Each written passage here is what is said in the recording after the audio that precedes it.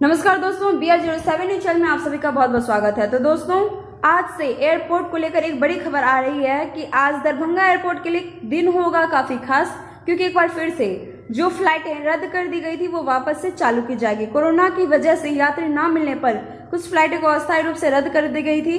जैसा कि हमने अपने पिछले वीडियो में आपको बताया भी था कि मुंबई और इसी तरह के 3 फ्लाइटों को रद्द कर दिया गया था, मगर एक बार फिर से फ्लाइट दोबारा चालू किया जा रहा है। आज से मुंबई की 2 फ्लाइट दरभंगा एयरपोर्ट से उड़ान भर सकेगी और इसके साथ ही दिल्ली की भी 2 फ्लाइट आज से दरभंगा एयरपोर्ट से उड़ान भरेगी। दरभंगा एयरपोर्ट से आज से हैदराबाद, अहमदाबाद की भी आज से ही फ्लाइट उड़ान शुरू होने वाली है और इसके साथ ही बेंगलुरु की भी एक फ्लाइट होगी जो कि पहले भी चल रही थी। इसके साथ कोलकाता की फ्लाइट दिखा रही है। अगर हम काउंट करें तो टोटल 8 फ्लाइटें हैं, लेकिन इसके साथ हम आपको बता दें कि कोलकाता की जो फ्लाइट 13 तारीख से रेगुलर रहने वाली है एक लंबे अंतराल के बाद। जी हाँ दोस्तों, एक बार फिर से दरभंगा एयरपोर्ट को बहुत कुछ मिलने जा रहा है तोहफा में।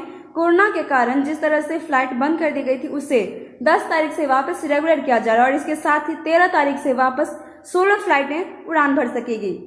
तो दोस्तों, इसके साथ हम लेंगे आपसे विदा और आपको हमारा वीडियो कैसा लगा कमेंट करके जरूर बताएं। साथ ही लाइक से सब्सक्राइब जरूर करें, प्रेस करें बेल आइकन ताकि हमारा अपडेट सबसे पहले पहुंचे आपके पास। साथ ही एक जरूरी बात कि अगर आप दरभंगा और या बिहार से रिलेटेड अगर अपडेट रहना चाहते हैं तो आप हमारे YouTube चैनल BR07 को जरूर सब्सक्राइब करें, साथ ही बेल आइकन भी जरूर प्रेस करें।